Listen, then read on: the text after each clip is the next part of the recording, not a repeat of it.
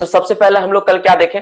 कल हम लोग देखें माइंस में क्या होता है, डिजीज होता है। माइंस पे काम करने वाले कुछ ऐसे बीमारी होती है जिसको नोटिफाइंग डिजीज बोला गया है, जो सेंट्रल गवर्नमेंट अपना ऑफिशियल गैजेट में बताई कि ये बीमारी अगर किसी को होता है तो नॉन क्यूरेबल डिजीज है, उसको नोटिफाइंग डिजीज बोला गया है। ध्यान समझना, आज का टॉपिक कल से ज्यादा महत्वपूर्ण है। क्यों? क्योंकि आज का टॉपिक में कुछ ऐसा चीज होगा जो मिक्स अप होगा, ब्रेन पे थोड़ा स्ट्रेस डालेगा। आपका ब्रेन में बोल सकता है सर ये अलग कहां से बात आ गया, दोनों मिक्सअप जैसा। इसलिए आज का टॉपिक कल से ज्यादा महत्वपूर्ण, तो ध्यान समझना। तो कुछ ऐसा बीमारी नोटिफाइड की गई है, सूचित किया गया है लोगों को उसके बारे में कि अगर वो बीमारी होता तो नॉन क्यूरेबल है, उससे छुटकारा पाना इम्पॉसिबल जैसा है। तो वैसा बीमारी को लेकर क्या बोला गया है, उस बीमारी को बोला गया नोटिफाइड डिजीज। तो जो नोटिफाइड डिजीज होता है, ठीक है, नोटिफाइड डिजीज जो होता है, अब ये जो बीमारी है टोटल कितना तरह का, तो हम लोग कल देख चुके हैं। टोटल 10 नाम मैंने लिखा है, 8 आप लोग पढ़े होंगे, 2 मैंने अलग से बताया। तो जो भी बीमारी आप पढ़े वो हर एक बीमारी का पढ़े। अब सवाल यहां से कहानी, मेन कहानी स्टार्ट होता है। अब अगर मान लो कोई व्यक्ति गया, एक दूसरा पार्ट में लेता हूं, जैसे जैसे क्या है, मैंने कल क्या समझाया कि ओनर एजेंट मैनेजर का क्या होता है, रिस्पॉन्सिबिलिटी होता है। क्या होता है? तो अगर किसी व्यक्ति को नोटिफाइड डिजीज हो गया तो उसके बारे में सूचना देगा। किसको देगा भाई सूचना? तो चीफ इंस्पेक्टर और इंस्पेक्टर को, सीआईएम, आरआईएम, डीएम सबको सूचित करेगा वो, ठीक है। इसका एक और पार्ट है। अब देखो, जैसे मान लो कोई व्यक्ति को मेडिकल जांच के लिए भेजे, ठीक है, तो माइंस का मेडिकल ऑफिसर को पता चला, माइंस का मेडिकल प्रैक्टिशनर को पता चला कि वो व्यक्ति इस बीमारी से ग्रसित, तो क्या वो क्या करेगा? वो इस मैटर को दबाएगा या इस मैटर को हाईलाइट करेगा? तो उस व्यक्ति के बारे में ड्यूटी दिया गया, माइंस एक्ट का प्रावधान में दिया गया है कि वो व्यक्ति क्या करेगा, वो जो मेडिकल प्रैक्टिशनर जिसको पता चला है, कल मैं बता रहा था इस बारे में और बताते बताते चुप हो गया, मैं बोला कि कल अच्छे से बताऊंगा। तो देखो, अगर कोई मेडिकल ऑफिसर को पता चलता है ना कि इसको बीमारी हुआ है, तो इमीडिएट विदाउट डिले उसको क्या करना, तुरंत चीफ इंस्पेक्टर ऑफ माइंस को बताना पड़ेगा कि हाँ ये व्यक्ति को बीमारी हुआ है इस तरह का। अब वो बताएगा तो उसका खर्चा लगेगा, कुछ ना कुछ सूचना करेगा, कुछ भी करेगा, उसका कुछ खर्चा वर्चा आएगा। तो जो भी खर्चा है ना, चीफ इंस्पेक्टर साहब उसको पे करें उस दौरान। और ये चीफ इंस्पेक्टर किससे अदा करेंगे? चीफ इंस्पेक्टर अदा करेंगे ओनर एजेंट मैनेजर का रेवेन्यू, लैंड रेवेन्यू से। मतलब ओनर एजेंट मैनेजर से पैसा वसूल करके सिंपली देंगे किसको? मेडिकल प्रैक्टिशनर, जो भी खर्चा लगेगा, ठीक है। ये होता है। अब हम लोग दूसरा आज का टॉपिक सेशन, बेसिक एक छोटा सा पार्ट छूटा हुआ था जो हम लोग का क्लास का पार्ट था, हम लोग इसको कर लिए कल का कवर, ठीक है। थोड़ा सा अगर 2-4 सवाल का अगर तुम आंसर दोगे तो मुझे भी संतुष्टि मिलेगा कि तुम लोग भी किए, ठीक है। जैसे आपको बताना है कि कितना दिन के अंदर, जैसे मान लो सीआईएम आरआईएम को नोटिस जो भेजते हैं कितना दिन के अंदर भेजते हैं हम लोग, कितना दिन के अंदर भेजते हैं, कितना दिन के अंदर भेजते हैं? 3 डेज। Very good. कितना दिन भेजते हैं हम लोग? विद इन 3 डेज भेजना होता है, ठीक है। और किस फॉर्म में भेजते हैं डियर स्टूडेंट्स? कौन सा फॉर्म का इस्तेमाल करते भेजने के लिए हम लोग? कौन सा फॉर्म इस्तेमाल करते हैं? एज पर माइंस रेगुलेशन 2017 का फॉर्म 5 के अनुसार भेजा जाता है, ठीक है। लेकिन जब यही वाला डिटेल्स अगर किसी मेडिकल प्रैक्टिशनर को पता चला तो फॉर्म उसको नहीं आता, वो उसका नाम, एड्रेस, उसका सारा डिटेल्स वगैरह लिख के, वो सारा का सारा ब्यौरा लिख के चीफ इंस्पेक्टर ऑफ माइंस को बता देगा कि हाँ ये व्यक्ति को ये बीमारी हुआ है। देखो ध्यान समझना, एक बात तुम समझो, तुम बोलोगे सर माइंस का बीमारी है, डीजीएमएस को काहे बता रहा? डीजीएमएस, डीजीएमएस को क्यों बता रहा है? डीजीएमएस का मतलब क्या होता है? डायरेक्टर जनरल ऑफ, डीजीएमएस का मतलब होता है director general of mine safety. देखो ध्यान से, माइन सेफ्टी है ना, क्या है? Director general mine safety. तो माइंस का सेफ्टी रिलेटेड है, किसके अंदर आता है? ये लेबर मिनिस्ट्री के अंदर आता है। यानी लेबर मिनिस्ट्री, ध्यान समझो, लेबर मिनिस्ट्री। यानी मिनिस्ट्री कौन सा? जो लेबर के लिए है। यानी किसी वर्कर को बीमारी हो जाएगा तो क्या उसको फर्क नहीं पड़ेगा? बिल्कुल फर्क पड़ेगा, है ना। तो वो भी उस चीज के लिए प्रति इन्वॉल्व है, वो भी उसके प्रति जिम्मेवार है। मतलब उनका भी दायित्व बनता है कि उसका जांच पड़ताल करे, कैसा रोग, ऐसा बीमारी किसी को क्यों हो गया, क्योंकि वर्कर का हित के लिए डीजीएमएस को बनाया गया है। नहीं तो मैनेजमेंट चाहे तो जो चाहे वो मनमानी कर सकता है। तुम सोच के देखो, वर्कर का हित में डीजीएमएस का काम देखो, डीजीएमएस का काम नहीं है कि जाके वर्कर को सब फेस में जाकर सवाल पूछे, तुम्हारा डंडा कहाँ है, तुम्हारा ही कहाँ है, तुम काम कैसे करता हो, कैसे करता है? कभी डीजीएमएस को सुना वर्कर को डांटते हुए आज तक ले? कभी डीजीएमएस वर्कर को नहीं डांटता है। डीजीएमएस से वर्कर डरते हैं, अलग मैटर है, पर डीजीएमएस वर्कर को डांटने के लिए नहीं बनी संस्था। डीजीएमएस बनी मैनेजमेंट को डांटने के लिए, मैनेजमेंट को सही डायरेक्शन, सही चीज को समझाने के लिए कि आपको काम ऐसे करवाना है, आपको ये सारी सुविधाएं देना है। डीजीएमएस का काम ये है। पर माइंस में आने से क्या होता है, 80% 90% वर्कर का मन में रहता है डीजीएमएस आएगा हमको बोलेगा, हमको पूछ रहा है। वैसा कुछ नहीं है। वो पूछते हैं देखने के लिए कि मैनेजमेंट आपके प्रति कितना जागरूक है, मैनेजमेंट आपसे कितना तरह से आपको, कितना तरह का फैसिलिटी आपको प्रोवाइड किया, आपके पास कितना नॉलेज आपके काम के प्रति, आपको एसओपी मिला है कि सेफ ऑपरेटिंग प्रोसीड्योर, आपको काम के बारे में आइडिया मिला है कि आपको ट्रेनिंग सही मिला है कि नहीं, आपका मेडिकल एग्जामिनेशन कब हो, ये सब जांच करने के लिए डीजीएमएस होती है। चलो, तो मोटा मोटी सारा हो गया, डीजीएमएस वाला बात समझ में आ गया, और इसलिए डीजीएमएस को सूचना देना होता है क्योंकि वो वर्कर के हित के लिए होता है। मोटा मोटी बात समझ में आई। अब एक टॉपिक इसी से रिलेटेड एक टॉपिक आता है, उसको हम लोग लिखेंगे नहीं, तुम बोलोगे सर लिखवाने के लिए, मैं लिखवा भी सकता हूँ। ऑक्यूपेशनल हेल्थ सर्वे, ठीक है, ऑक्यूपेशनल हेल्थ सर्वे सेक्शन 9A में इसका जिक्र किया गया है। तुम अगर चाहते हो कि सर इसके बारे में थोड़ा सा चर्चा में करना चाहते हैं स्पेशली, क्योंकि इसमें देखो कुछ चीजें ना माइंडसेट में थ्योरी टाइप का है। थ्योरी मतलब डेटा ओरिएंटेड नहीं है, थ्योरी ऐसा है कि हाँ ये हुआ फिर वो हुआ ये हुआ ऐसा करके। तो मैं उसको समझा देता हूं आपको मोटा मोटी, आपको सारा मन में ना बात चला जाएगा। आप दोनों में जो बेसिक डिफरेंस क्या है वो मैं बता देता हूँ, तो आपको समझ में आ जाएगा, ठीक है। तो पहले क्या ऑक्यूपेशनल हेल्थ सर्वे क्या होता है, नहीं हो तो उसके बारे में भी थोड़ा देख लेते हैं, और नोटिफाइंग डिजीज वाला क्या है, दोनों में अंतर क्या है, ये दोनों बात को समझ लेते हैं। तो दोनों दोनों अगर आप समझ लोगे ना तो आपके लिए बहुत बेहतर होगा। ऑक्यूपेशनल हेल्थ सर्वे, ठीक है, क्या बोलते हैं हम लोग, ऑक्यूपेशनल हेल्थ सर्वे, ये क्या होता है इसके बारे में चर्चा कर लेते हैं, ठीक है। हेडिंग दे दो, ऑक्यूपेशनल हेल्थ सर्वे।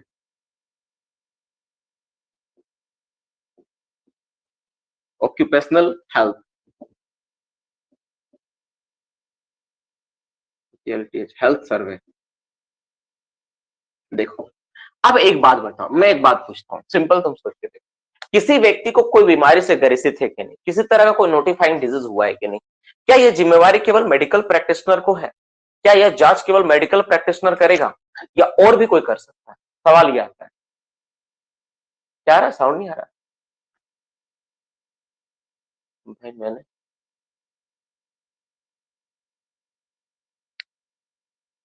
बात मत करो। हाँ,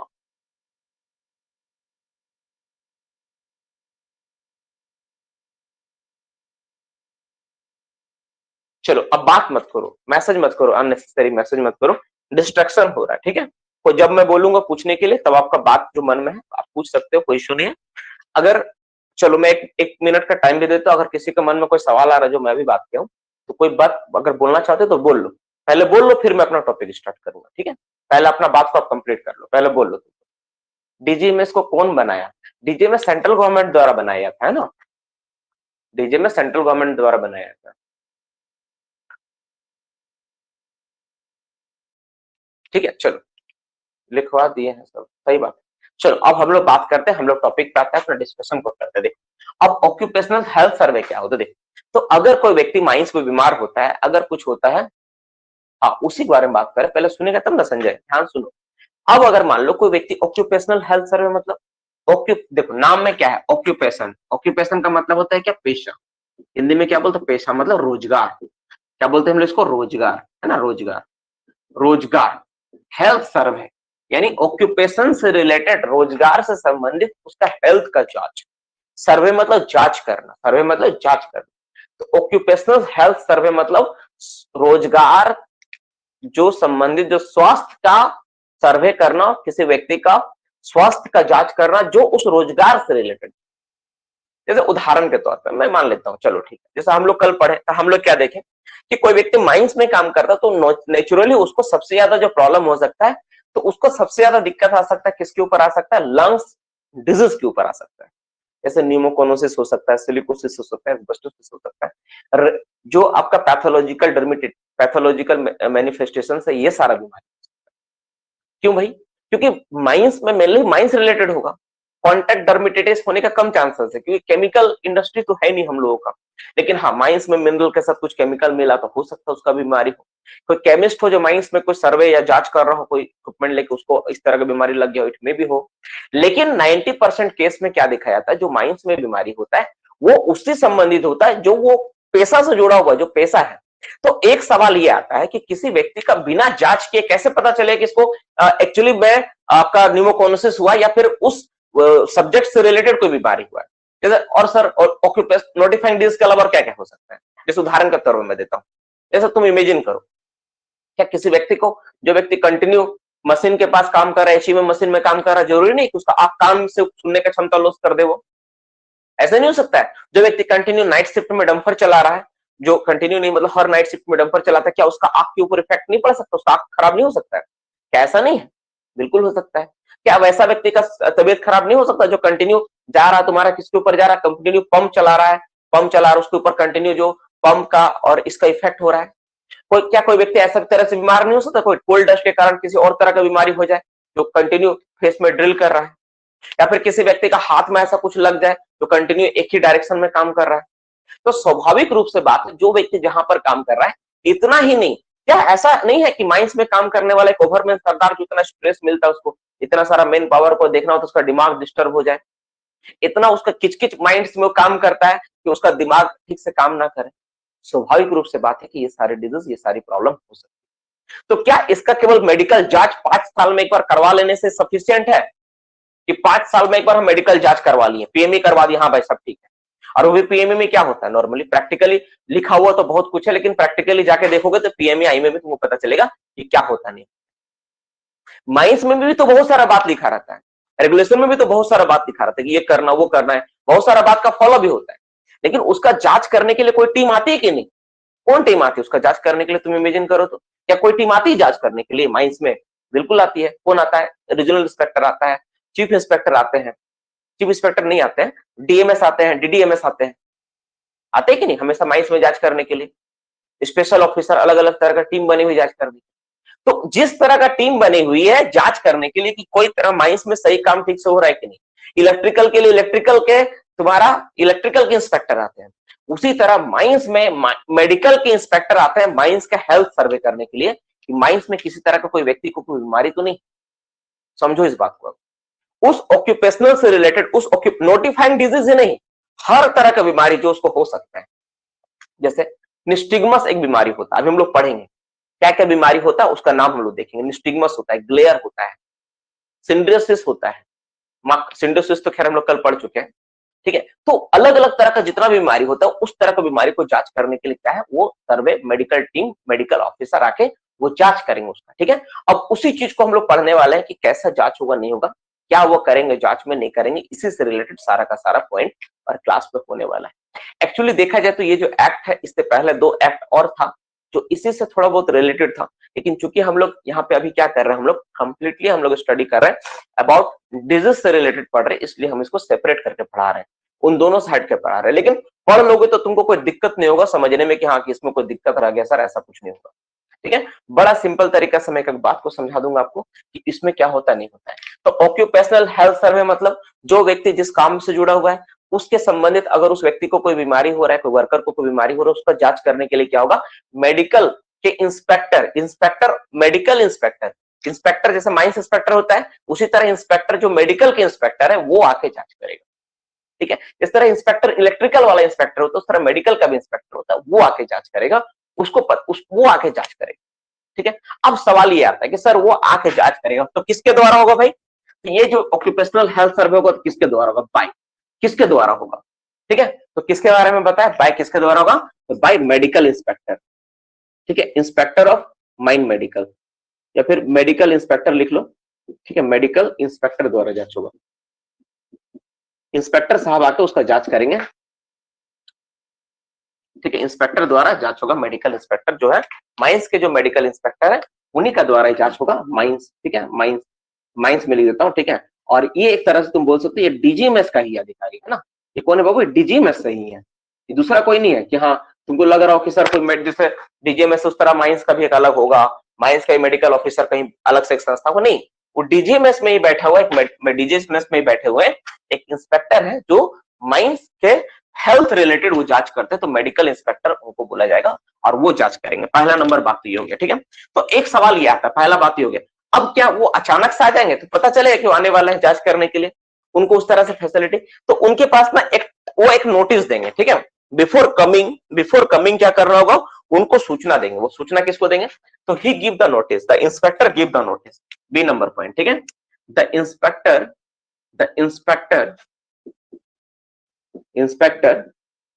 गिव नोटिस, किस चीज के बारे में भाई? गिव नोटिस किस चीज के बारे में? कि हम जांच करने के लिए आ रहे हैं, गिव नोटिस, सूचना देंगे, give notice. The inspector give notice about what? About survey, about health survey, health survey, health survey to किसको देंगे? ये to owner agent manager, to owner agent और मैनेजर को ये नोटिस दे देंगे। कितना दिन पहले दे देंगे? तो एटलीस्ट बिफोर 3 डेज, एटलीस्ट कम से कम 3 दिन पहले, एटलीस्ट बिफोर 3 डेज। देखो कोई भी व्यक्ति आता है ना तो 3 दिन पहले आके वो बताता है बिफोर 3 डेज। अगर कोई इमरजेंसी वगैरह नहीं है, नॉर्मल केस में आता है तो 3 दिन पहले सूचना सबको मिल जाता है। ठीक है, 3 दिन पहले सूचना दे देता है कि हम माइंस में आके जांच करने वाले हैं, अक्सर होता है ऐसा। ठीक है, इसके साथ देखोगे तुम एक टॉपिक है इसमें तुम्हारा, जिसमें तुम्हारा स्पेशल ऑफिसर का जांच वगैरह भी दिया गया है, वो भी 3 दिन पहले आके इसके बारे में जांच करने के बारे में बताते हैं। ठीक है, ठीक है। अब ये जो जांच होगा वो कब जांच करेंगे? ठीक है, जांच कब होता है?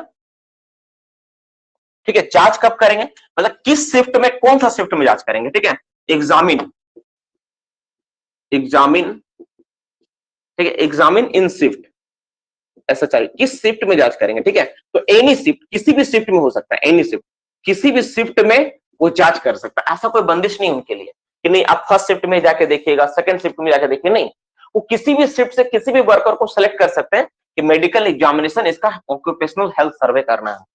किसी भी शिफ्ट, मान लो वो बोले कि 3 दिन पहले मां के जांच करने वाले, नॉर्मली यही होता है। ठीक है, 3 दिन पहले नोटिस दिया जाता है। स्पेशल ऑफिसर के केस में भी होता है, इसमें ऐसा लिखा होता है chief inspector mother thrust by him the title to during the normal working hours mines tab at night the necessary undertake the safety.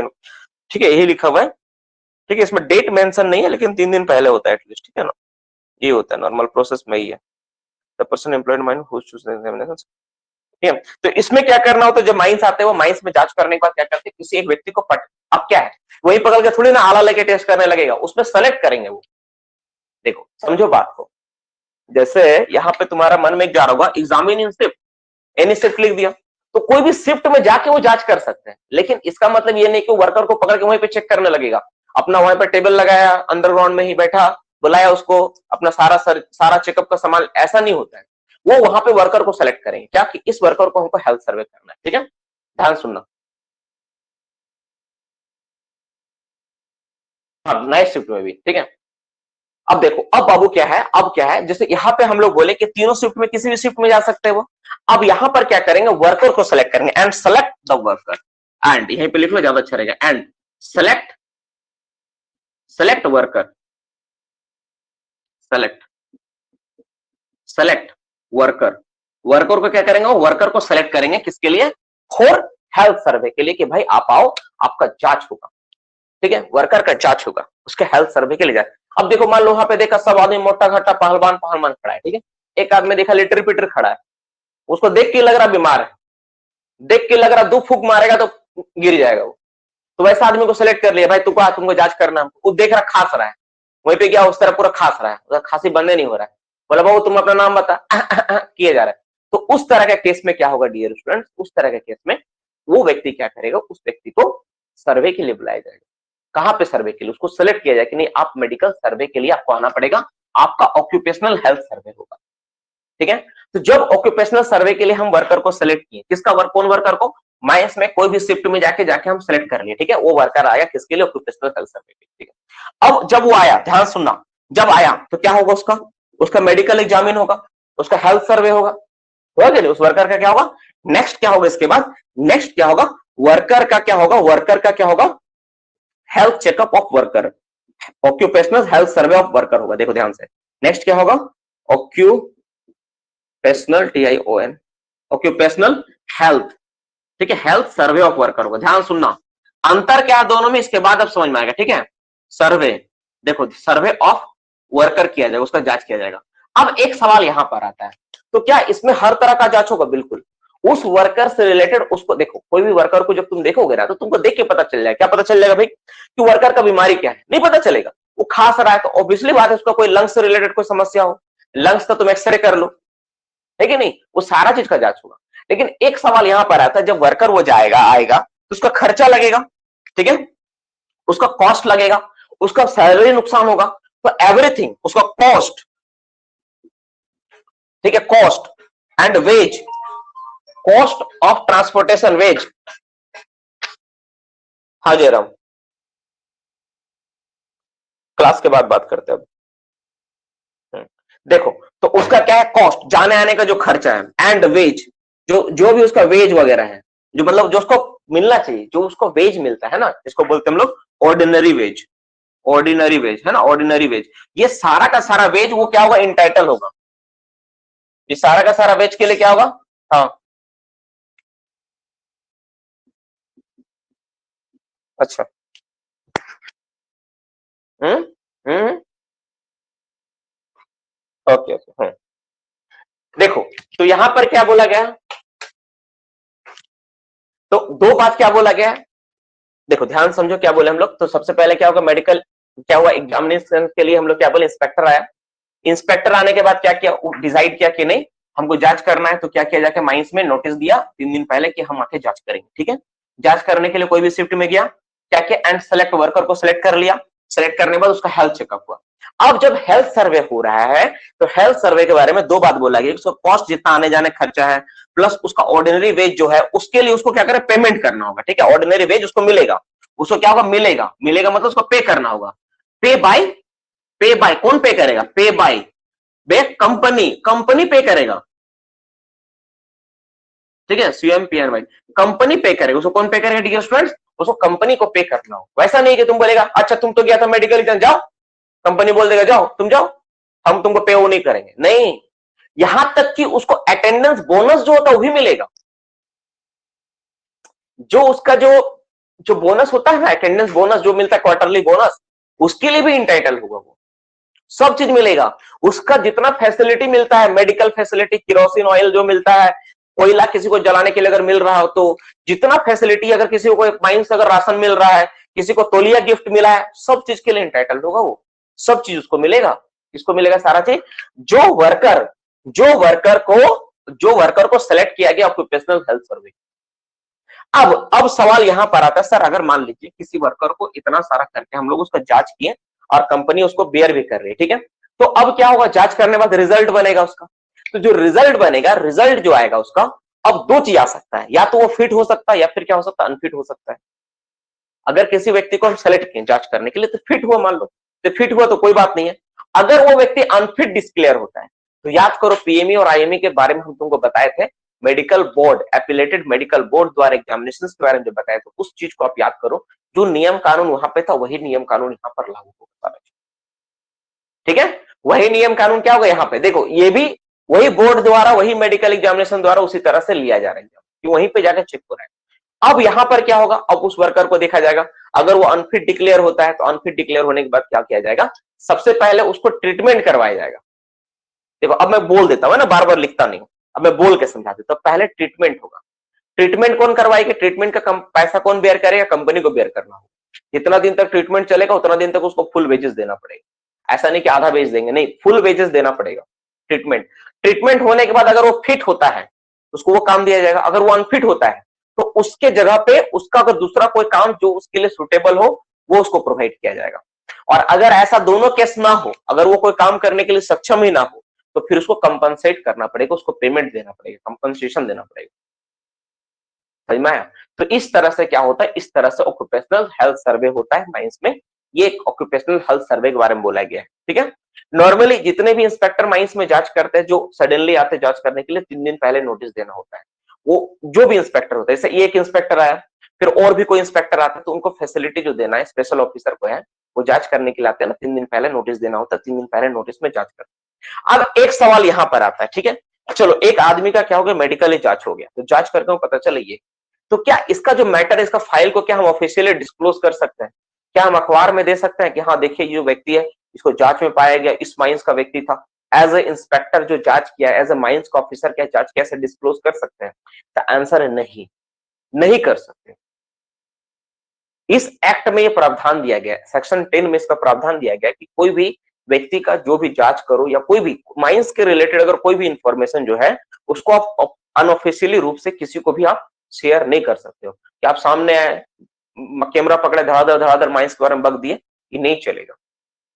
इसको आप क्या कर सकते हो, इसको पेश करने का कुछ तरीका है, कैसे है, जैसे कोर्ट ऑफ इंक्वायरी में आप इसको पेश कर सकते हो।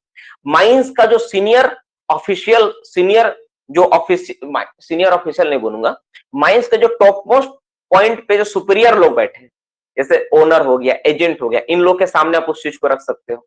जो कोर्ट ऑफ इंक्वायरी है, या फिर कोई कमेटी है, जैसे कमिटी उसके रिगार्डिंग कोई जांच कर रही है, मान लो माइंस में इस तरह से 2-3 तो केस मिल गया एक ही तरह का बीमारी का, तो उसके सामने उस एविडेंस उस उसका फाइल्स को आप रख सकते हो, जो भी, जैसे मान लो जांच किया व्यक्ति का, तो उसमें पता चला कि अनफिट हो गया, अनफिट किसी भी कारण से हो सकता है, तो उस तरह का केस अगर कोई कमेटी के पास चल रहा है तो उसके पास रख सकते हो, चीफ इंस्पेक्टर या इंस्पेक्टर के पास आप रख सकते हो, ठीक है। लेकिन ऐसा नहीं कि धड़ल्ले से कहीं पर भी जाके किसी के पास भी आप इस तरह का बात को रख सकते हो। साथ में commissioner of the workman compensation, ठीक है, जो होता है, जो वर्कमैन कंपनसेशन जो होता है ना, इसके कारण सीएपीसी जो बोले कंपनसेशन जो पेमेंट करना है, तो उसका जो कमिश्नर है उनके पास आप बात को रख सकते हो।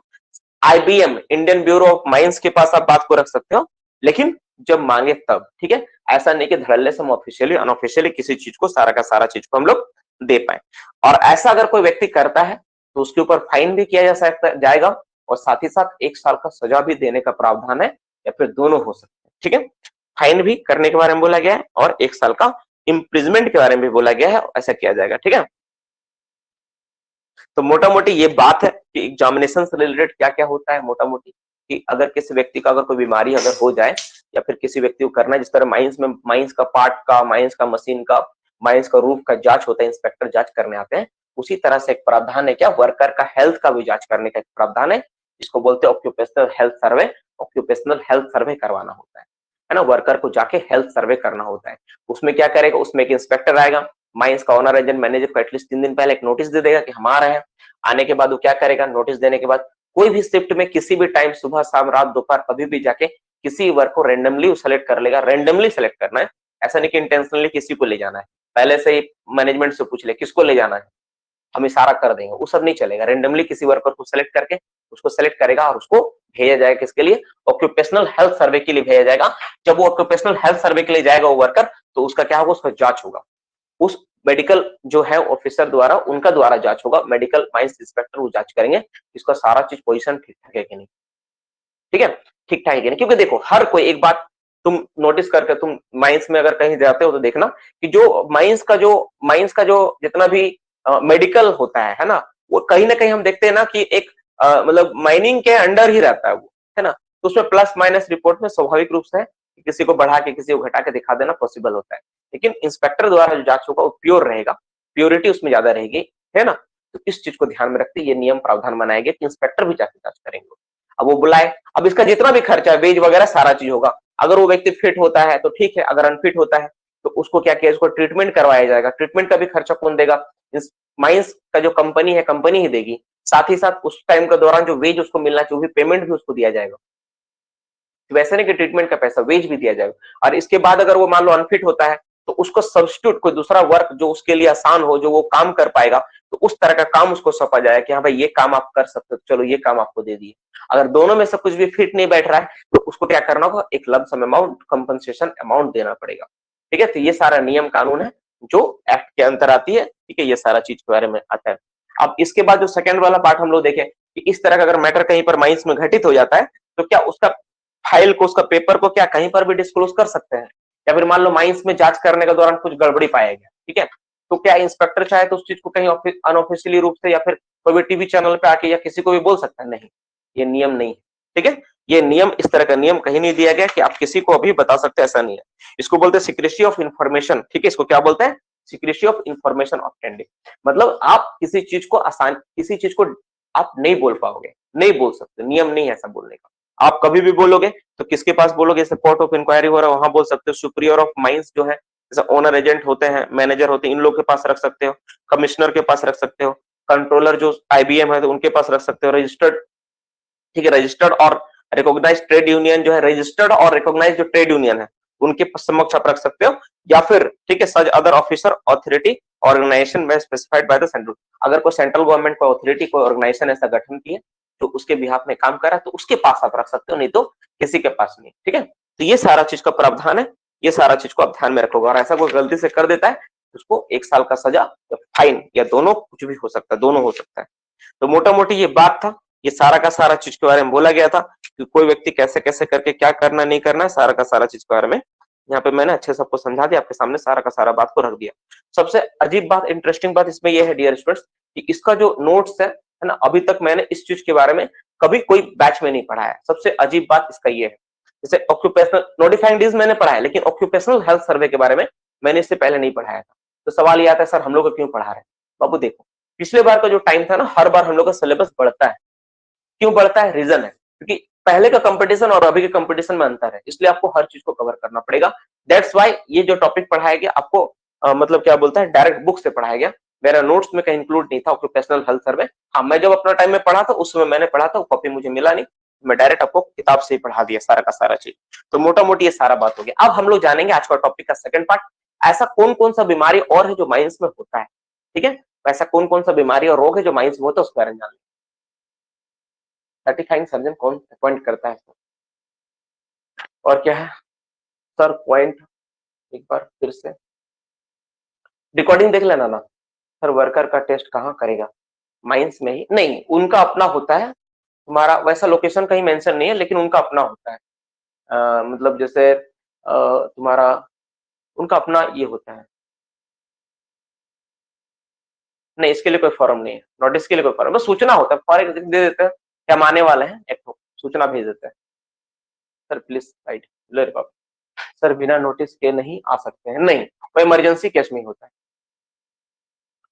लिखा देते तो अच्छा होता सर। क्या अनिस, क्या लिखवा दूं? रेस्क्यू रूल कब से होगा sir? Time period sir last point में क्या लिखे हैं? देखो सुभाष, ये जो लास्ट पॉइंट में लिखा है ना, कॉस्ट एंड वेजेस, ठीक है, वेज ऑर्डिनरी वेज पे बाय द कंपनी। कॉस्ट और वेज जो भी उसका जाने आने का खर्चा लगता है सब कंपनी पे करती है।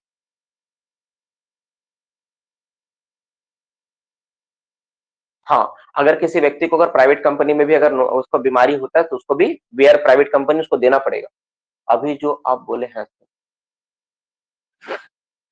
बी नंबर सर,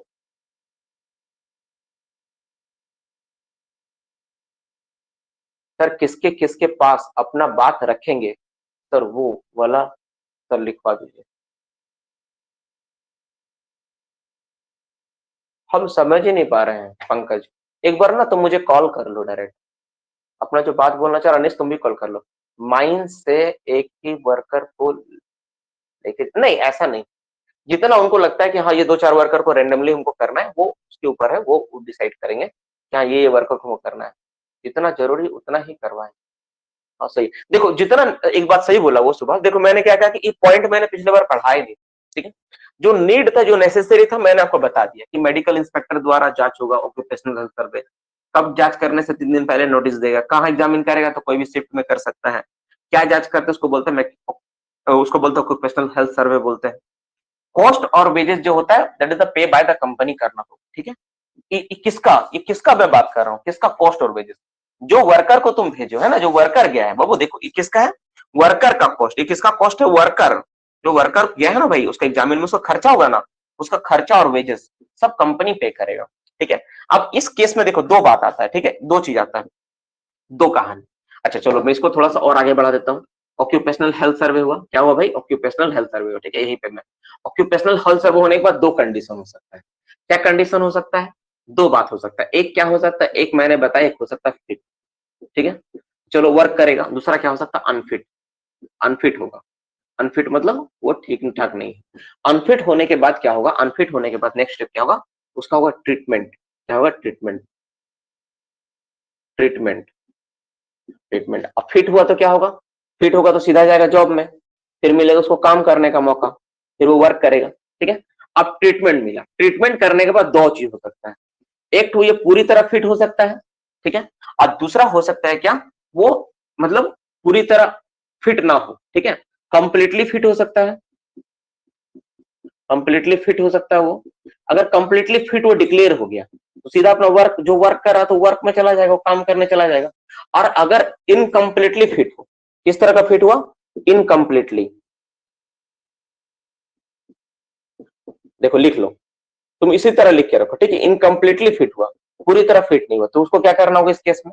इस तरह का अगर कंडीशन कहीं बन जाता है माइंस में, तो उस वर्कर के साथ हम लोग क्या ट्रीटमेंट करेंगे? अगर वो इनकम्प्लीटली फिट होता है तो यहां से कहानी स्टार्ट होता है, उसको देना होगा सब्स्टिट्यूट वर्क, अलग तरह का वर्क, दूसरा वर्क, अदर वर्क प्रोवाइड करना होगा, ठीक है, कोई other work, other work provide करना होगा, ठीक है।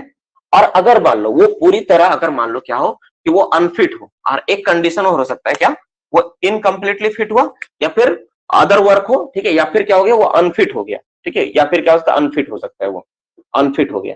तो अगर वो अनफिट होता है, ठीक है, अनफिट हो गया, तो उसको क्या करना पड़ेगा, उसको कंपनसेशन देना पड़ेगा। क्या देना पड़ेगा? कंपनसेशन, ठीक है, कंपनसेशन देना पड़ेगा। तो उसको ये अदर वर्क दे सकते हो तुम या फिर कंपनसेशन दे सकते हो।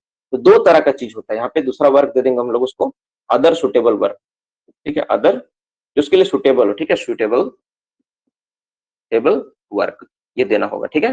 तो तीन कंडीशन यहाँ सकता है ट्रीटमेंट के बाद, ठीक है। एक हो सकता है कंप्लीटली फिट हो सकता है, ठीक है। अनफिट अगर होता है तो उसका ट्रीटमेंट करवाएंगे हम लोग। ऑक्यूपेशनल हेल्थ सर्वे हुआ, हेल्थ सर्वे में फिट और अनफिट होगा। अनफिट अगर हुआ तो फिर से उसका जांच ट्रीटमेंट होगा। ट्रीटमेंट होने के बाद तीन रिजल्ट आ सकता है।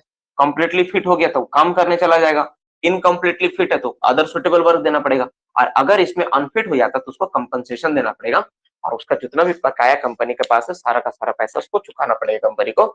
जो भी चीजें सारी चीज देनी पड़ेगी। तो बस वही नियम है यहाँ पे जो आप पढ़े थे, जो आप पढ़े थे, ठीक है।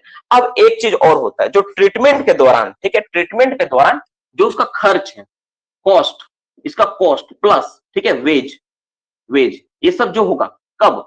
ट्रीटमेंट के दौरान पे बाय द, पे बाय कंपनी, वो कंपनी पे करेगी। कौन पे करेगा बाबू? कंपनी पे करेगी, पे बाय द कंपनी, पे बाय द कंपनी। ट्रीटमेंट के दौरान, जांच करने के दौरान अगर किसी तरह का कोई बीमारी के दौरान अगर निकलता है उसका उसका जो खर्चा जो होगा, वेज जो होगा, सब का सब कौन पे करेगा? कंपनी पे करेगी। सब चीज कंपनी को देना होगा। मोटा मोटी यही है हेल्थ सर्वे में, ठीक है। इसके अलावा देखो, जब तुम पढ़ोगे ना तो तुमको कुछ कुछ चीज अलग मिलेगा, लगेगा कि अरे ये चीज तो थोड़ा सा है, लेकिन जो कहानी का मूल पार्ट है, मूल जो पार्ट है जिसको आप समझने लायक जो चीजें हैं, सारा का सारा इसी में है। जैसे देखो रामायण तुम देखोगे, महाभारत देखो तो तुमको हर एक चीज को बारीकी समझाया गया है। लेकिन मूल कहानी क्या है? अगर कोई बोले तो 5 मिनट में बोला जा सकता है कि ये चीज हुआ, ऐसा हुआ, ऐसा हुआ, ऐसा वैसा हुआ, ऐसा घटना घटा, ये हुआ, वो बता सकते हो। तो ये कहानी का एकदम सार के रूप में जो आपके लिए नीड था, जितना जरूरत था, हर एक बात को इसमें कह दिया गया, बता दिया गया कि हाँ ये चीज।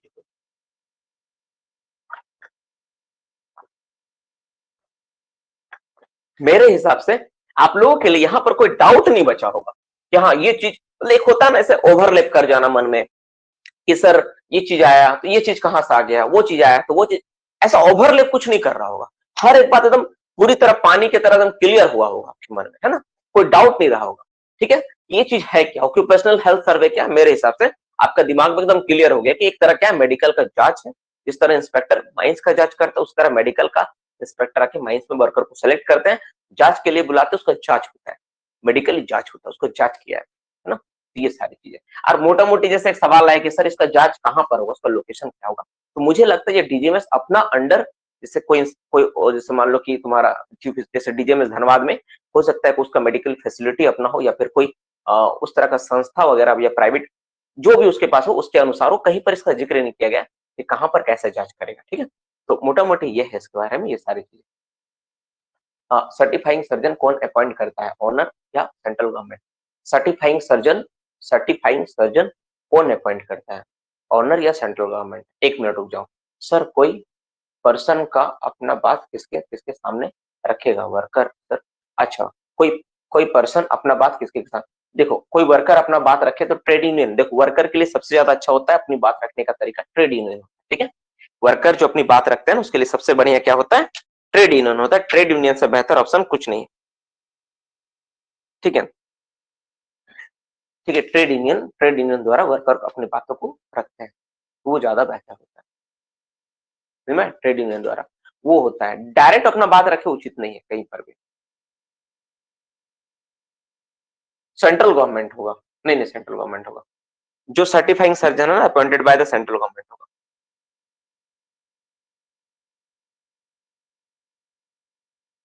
सर्टिफाइंग सर्जन जो होता है इस पे हम लोग क्लास करेंगे, इसका सेंट्रल गवर्नमेंट होगा, ठीक है। चलो और क्या है सवाल? रुको, हो गया तुम्हारा? और क्या सवाल, सवाल को ले लेता हूँ। ओनर एजेंट करेगा क्या? नहीं। कौन सा प्लान में कंट्रोल लाइन तो करना, क्या है तुम्हारा? सर्टिफाइंग सर्जन सर कोई पर्सन को अपने बात, ये हो गया तुम्हारा। सत्यवान का क्या सवाल है? कौन सा प्लान में कंट्रोल लाइन शो नहीं होता है? कंट्रोल नहीं है वो कंटूर लाइन है ना। कंट्रोल लाइन तुम क्या पूछना चाह रहे हो? पहले अपना सवाल ठीक करो। सर डी को लास्ट में क्या लिखे हैं? सर पे ऑनर एजेंट करेगा, हाँ एकदम सही। जो भी पेमेंट होगा ऑनर एजेंट द्वारा ही होगा। सर कोई टाइम इंटरवल है क्या, कब कब आते हैं जाते हैं करने नहीं, ऐसा कुछ नहीं है विवेक, कि कोई टाइम इंटरवल नहीं है। वर्टिकल प्रोजेक्शन प्लान में, वर्टिकल प्रोजेक्शन प्लान में, ठीक है। अपील वाला पढ़ा दिए हैं क्या सर? अपील नहीं, अभी नहीं पढ़ा है। मैनेजर को नोटिस 3 दिन पहले देंगे सर, एकदम सही। ठीक है चलो, तो मोटा मोटी तुम लोग का बात जो था लगभग हम पढ़ चुके हैं, सारा का सारा डाउट ऐसा कुछ रहा नहीं। क्या कोई भी चीज का कि सर बहुत बड़ा डाउट है या कुछ ऐसा है? वैसा कुछ नहीं मुझे दिखता है इसमें, कि वैसा कुछ नहीं रहा है ना। कहानी के जैसा हम इस बात को समझने का प्रयास किए, समझाने का प्रयास किए। जो चीजें थी, जो डेटा ओरिएंटेड था उसको मैंने डेटा के रूप में आपको बता दिया कि हाँ ये चीजें डेटा के रूप में आ सकती हैं, वो सारी चीजें रहा। ठीक है, तो ज्यादातर समझने वाला चीज को अगर समझने जैसा करे तो ज्यादा बेहतर होगा। कॉम्प्लिकेटेड बनाने के लिए दुनिया खड़ा है, तुम चाहो तो जितना अपने लिए चाहो तो कॉम्प्लिकेटेड बना सकते हो, कोई इशू नहीं उसके लिए, जितना चाहे उतना पढ़ सकते हो। ठीक है, तो अब बात बाकी अगर सिंपल तुम बना के रखना चाहते हो अपना सिलेबस कंटेंट को तो सिंपल भी रख सकते हो पहले, लेकिन मेरे हिसाब से जैसे अभी एक्ट, जैसे देखो एक बात तुम लोग ये बात याद रखना, क्लास में पढ़ रहा हो हर एक बच्चा ध्यान से सुन लो समझ लो, एक्ट जो भी क्लास में चल रही है ये खत्म नहीं हो रहा है, एक बार और हम लोग करेंगे इसी चीज को, ठीक है, अच्छे से। तुम बोलोगे सर ये अच्छा सा नहीं है क्या? ये एक कहानी का पार्ट है। कहानी का पार्ट मतलब क्या है सर? कहानी का पार्ट मतलब ये बाबू कि अगर अभी से अगर हम लोग हर एक बात को अगर ब्रेन में रखोगे ना तो क्या होगा, वो ब्रेन उसको एडजस्ट नहीं कर पाएगा, याद नहीं रख पाएगा। तो जो भी content, appropriate word, appropriate language, appropriate comma, appropriate और कहां लिखा हुआ है, एंड कहां लिखा हुआ है, जो लैंग्वेज है, लैंग्वेज के अनुसार, ठीक है, हम लोग जब कोर्स हम लोग का खत्म हो जाएगा तो जो भी टॉपिक ले कि नहीं ये टॉपिक हमको फिर से पढ़ना चाहिए, इस पे नेसेसरी चीजें हैं, ये एक बार और होना चाहिए, तो उसको हम लोग अलग से फिर से पढ़ेंगे। नहीं तो तुम लोग, लेकिन एक बात जब मैं जरूर बोलूंगा, तुम्हारे पास हिंदी बुक पढ़ते हो, तुम इंग्लिश बुक पढ़ते हो, जो भी किताब पढ़ते हो पढ़ना, उसका सेक्शन 9A 10 सेक्शन 10 ये सब पढ़ना। तुमको लगेगा नहीं कि उसमें कुछ चीज छूटा है, तुमको लगेगा सारा चीज खत्म हो गया है, हर एक बात को बताया गया है, ठीक है, हर एक बात समझ में आ जाएगा। चलो अब हम लोग अपना टॉपिक और सेशन को आगे बढ़ाते हैं। आज का क्लास का सेकंड पार्ट को लेना पड़ेगा जो कि बहुत इंपॉर्टेंट पार्ट है, आज का सेशन का पार्ट है, उसको हम लोग ले लेते हैं। ठीक है, तो आज का टॉपिक का सेकंड पार्ट किसके ऊपर है? हम लोग कुछ रोग के बारे में, कुछ बीमारी के बारे में जानेंगे, ठीक है, कुछ, ठीक है। तो कल का क्लास में ऑक्यूपेशनल जो डिजीज का बोर्ड था, बोर्ड के बारे में पढ़ा चुके थे हम लोग, है ना, उसका बोर्ड क्या होता है, बोर्ड में कौन कौन लोग रहते हैं ना, constituting one radiologist, occupational health physician, general physician, ये लोग मिलकर जांच करते हैं नॉर्मली। कल का टॉपिक में हो गया था बोर्ड के बारे में, और ऑक्यूपेशनल हेल्थ सर्वे आज हम लोग पढ़ लिए, तो दोनों टॉपिक आपका खत्म हो गया। अब हम लोग जान लेते हैं माइंस में होने वाला कुछ बीमारी, अलग तरह का रोग, जिसके बारे में, जो डिजीज क्या क्या होता है उसके बारे में नाम और उसके साथ कहाँ कहाँ होता है। पहला रोग का नाम लिखो हीट स्ट्रोक, ठीक है। अदर डिजीज, डिजीज के बारे में जानेंगे, ठीक है, डिजीज, ठीक है, डिजीज, ठीक है, इसको बोलते हैं माइंड डिजीज। एक्चुअली क्या बोलते हैं, माइंड डिजीज ज्यादा अच्छा रहेगा, ठीक है, माइंड डिजीज, माइंड डिजीजेस, ठीक है, कौन कौन सी बीमारी होता है। तो पहला नाम क्या है, heat stroke, heat stroke, heat stroke open cast में माइंस में काम करने वाले वर्कर के लिए एक बहुत बहुत ही जाना पहचाना टर्म होगा। जो ओपन कास्ट में ट्रेनिंग क्या होगा, जो ओपन कास्ट से आया होगा वो हीट स्ट्रोक वर्ड सुना होगा। 3 दिन पहले सर सेक्शन 8B में लिखा है बट 9A में नहीं लिखा है, कंफ्यूजन है। हाँ वही बात हो, ये बात था थोड़ा सा। सर आगे फ्यूचर में सरफेस माइनिंग भी पढ़ाएंगे कि क्या मेडिकल वाला हेल्थ सर्वे होता है। हाँ देखो ये बात जो तुम बोले ना, एफिलिएटेड मेडिकल बोर्ड वाला नियम कहाँ से लागू होगा, एक बार फिर से बता दीजिए। फिर इसको चार्ट पे पढ़ा, हाँ पढ़ा देता हूँ। सारा बात ऐसा, एक बच्चा का सवाल था कि सर इसमें 3 दिन का जो नोटिस है 8B में दिया गया, एकदम सही। 3 दिन का जो नोटिस है ना उसका 8B में दिया गया है, उसी को बेस करके मैं लिखा है। इसमें कहीं पर पढ़ाने के दौरान में मैंने बताया कि इसमें कहीं पर 3 दिन का नहीं दिया हुआ कि 3 दिन पहले बताना है, मेडिकल हेल्थ सर्वे से पहले नहीं। लेकिन कहीं पर भी जो स्पेशल ऑफिसर जाके जांच करती है ना माइंस में, तो 3 दिन पहले नोटिस देती है, उसी को बेस करके। जैसे सेक्शन आप 9 पढ़ोगे, ये 9A का पार्ट, आप सेक्शन 9 जब देखोगे तो 9 में ना 3 दिन के बारे में जिक्र किया गया है।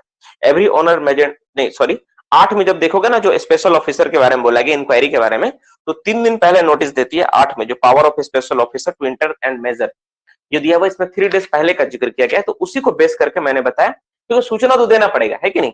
ऐसा तो नहीं होगा the chief inspector inspector order to the officer to him writing behalf of the any time during the normal working hour of the mine at any time by day और night may be necessary undertake the safety और occupational health सर्वे।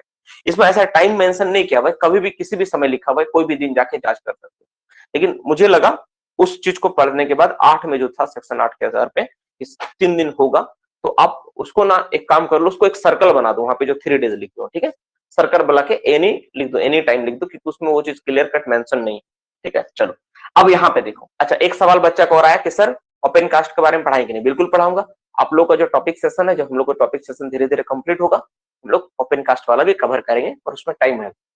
चलो ठीक है, next है medical वाला। Sir health survey में होता है, हाँ उसी में आएगा। एपिलेटेड मेडिकल वाला नियम कहाँ से लागू होता है? एपिलेटेड मेडिकल बोर्ड का जो नियम है, मेडिकल रूल जब आप पढ़ोगे उस वहां से आपको सारा का सारा बात वहां पर आपको मिलेगा, जो मेडिकल एग्जामिनेशन के बारे में बोला गया है उसके बारे में। एक माइंस एक्ट का एक चैप्टर है हेल्थ एंड सेफ्टी, शायद हमको लग रहा है सेक्शन 34 के बाद है ना, तो वहां से आपका उसमें आपको मिल जाएगा इसके बारे में, वहां से आपको मिल जाएगा। ठीक है, अब जो पढ़ा रहा हूं मुझे इसको पढ़ाने दो, नहीं तो फिर बाकी चीजें नहीं हो पाएगी, ठीक है ना। कितना है सेक्शन? माइंस रूल पढ़ोगे ना, माइंस रूल में आपको इसके बारे में मिल जाएगा, ठीक है। सर डिसेबिलिटी कंपनसेशन मिलेगा, वो रिमेनिंग वेज होता है क्या? नहीं, वो भी तरह कंपनसेशन है। जैसे मान लो कोई देख नहीं पा रहा, किसी का हाथ पैर काम नहीं कर रहा, तो डिसेबिलिटी में आएगा वो ना, किसी तरह से डिसेबल हो गया, हो गया एपिलेटेड, मोटा मोटी हो गया। वीडियो गायब, कहां से वीडियो गायब? वीडियो दिख रहा है। चलो अब हम लोग हीट स्ट्रोक के बारे में बात करते हैं, नहीं तो बाकी चीजें नहीं हो गई। इट इज जनरली ऑकर, क्यों होता है ये कैसे होता है? लिखो, इट इज जनरली ऑकर, क्यों होता है? OCC इसमें नहीं होगा बाबू, इसमें जो तुम बोले ना कैसे चार्ट वाला नहीं होगा, क्योंकि डेफिनेशन है ऑकर। ये क्यों होता है ऑकर? ठीक है, व्हेन बॉडी स्टॉप एडजस्टिंग, इसका थोड़ा सा मेथड भी जानेंगे। व्हेन बॉडी, इसको समझेंगे, व्हेन बॉडी, ठीक है, stop, when body stop adjusting to the hot temperature, to the hot temperature,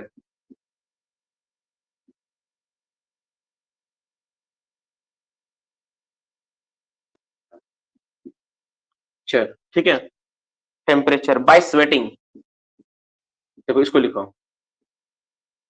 sweating, sweating मतलब क्या होता है? पसीना द्वारा, ठीक है, बाय स्वेटिंग, ठीक है।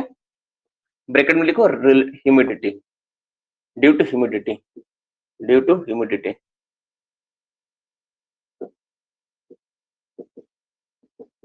इसको लिख के रखो, मैं समझा देता हूं क्या होता नहीं होता। देखो हीट का एक टेंडेंसी है, फिजिक्स जब पढ़ोगे ना तो हीट के बारे में आपको बताया गया होगा।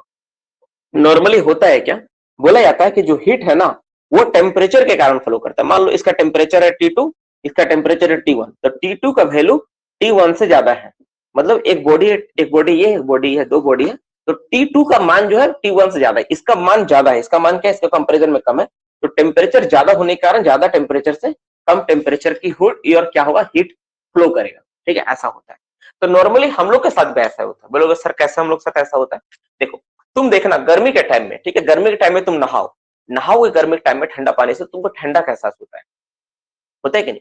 चलो एक अच्छा उदाहरण देता हूं। अभी छठ पूजा का टाइम 2-4 दिन पहले गया होगा, 2-4 दिन जब पहले छठ पूजा का टाइम गया होगा, तो तुम नहाए होगे पहली बार ना ठंडा पानी से, जो नहाया उसको पता होगा। वो जब ठंडा पानी से नहाया होगा तो उसको पहले लगा होगा ठंडा, लेकिन थोड़ा देर बाद उसको लगा होगा गर्म।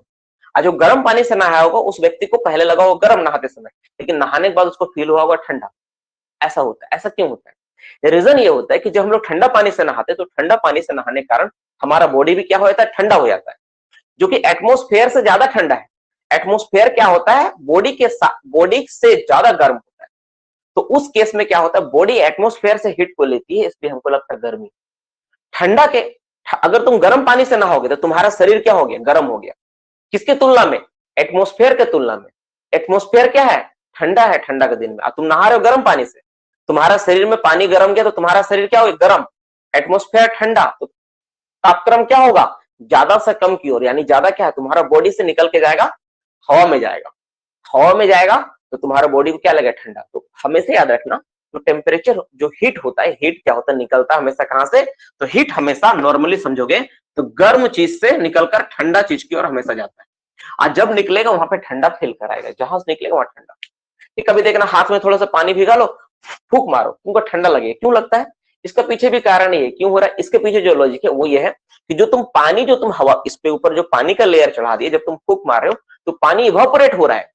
पानी क्या हो रहा है बाबू, इवापोरेट हो रहा है, भाप बन के निकल रहा है। भाप बनने के लिए पानी को चाहिए गुप्त उष्मा, जिसका वैल्यू होता है 586 लगभग कैलोरी के आसपास होता है, 556 या 86 कैलोरी, किलो कैलोरी प्रति ग्राम, कैलोरी प्रति ग्राम होता है।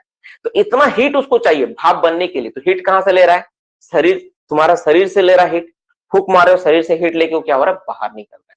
बाहर निकलेगा, तुम्हारा शरीर से हीट बाहर निकलेगा, तुमको लगेगा ठंडा। इसीलिए जहां पर पानी भिगा के तुम फूंकते हो तो तुमको लगता है ठंडा। नहीं हो तो ट्राई कर लो, अपना घर में थोड़ा पानी है तो पानी हाथ में भिगा लो, फूंक मार के देखो, तुमको ठंडा का एहसास होगा।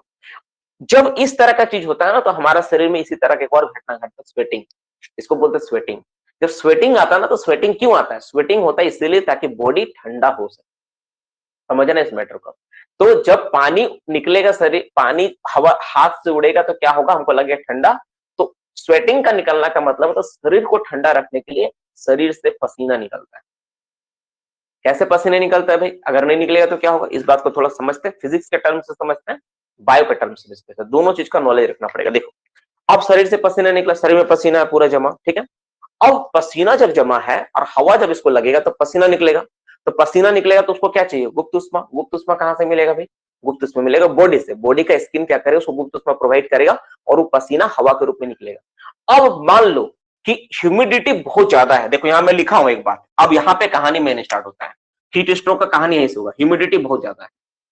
तुम्हारा शरीर, एक आदमी, एक वर्कर का जो शरीर है, एक वर्कर का जो शरीर है, उसमें क्या है, उसका चारों तरफ पूरा का पूरा ह्यूमिड एयर है, पूरा का पूरा क्या आसपास पूरा ह्यूमिड एयर है, पूरा का पूरा आसपास में एकदम पूरा का पूरा हवा में ही वाष्प भरा हुआ है, ठीक है। अब उसका शरीर चाहेगा पसीना को रिलीज करे, कि मेरा शरीर से पसीना बाहर निकले, लेकिन वो कर नहीं पाएगा। क्यों नहीं कर पाएगा, क्योंकि ऑलरेडी एटमोस्फेयर में उतना पानी है जितना पानी होना चाहिए, सेचुरेटेड है एटमोस्फेयर। उस केस में क्या होगा, उस केस में उसका शरीर से पानी बाहर निकलेगा। पानी नहीं बाहर निकला तो क्या हो गया भाई, तो उसका शरीर का जो हीट था, जो गर्मी शरीर काम करने और बाकी चीजों में बन रहा है, वो गर्मी क्या हो रहा है, शरीर में क्या हो रहा है, धीरे धीरे आके जमा हो रहा है। तो बॉडी को जो टेम्परेचर जो एडजस्ट होना चाहिए, जो घटना चाहिए, तो घट नहीं पाएगा। धीरे धीरे शरीर में क्या होगा, टेम्परेचर का जमा होगा और इसी चीज को बोलते हैं हीट स्ट्रोक। इसी घटना को क्या बोलते हैं, हीट स्ट्रोक। हीट स्ट्रोक के कारण बेहोशी, ठीक है, सर दर्द, उल्टी, फिर तुम्हारा क्या बोलते हैं, बहुत बार तुम्हारा गंभीर तरह का बीमारी, जैसे तुम्हारा हीट स्ट्रोक के कारण तुम्हारा क्या बोलते हैं, अचानक से मर जा, डेथ, हार्ट अटैक वगैरह तक आता है, ठीक है। ब्रेन हेमरेज का एग्जैक्टली पता नहीं, लेकिन हार्ट अटैक आता है। जैसे एक घटना हम लोग के यहाँ पे घटा था, एक पर्सन को हम लोग जानते हैं, उसका रीजन क्या एग्जैक्टली पता नहीं, मे बी शायद ये हुआ हो। एक मैं छोटा सा स्टोरी सुना था, वो बहुत अच्छा हट्टा कट्टा मतलब लड़का, ठीक है, जिसका उम्र होगा मुश्किल से 25-26 साल होगा। मतलब उसका शरीर का शक्ति ऐसा ना, तो वो 7-8 लड़कों को एक साथ कंधा पे उठा के लेके जा सकता है, ऐसा शरीर का शक्ति था उसका। तुम सोच सकता है ऐसा उसको ना,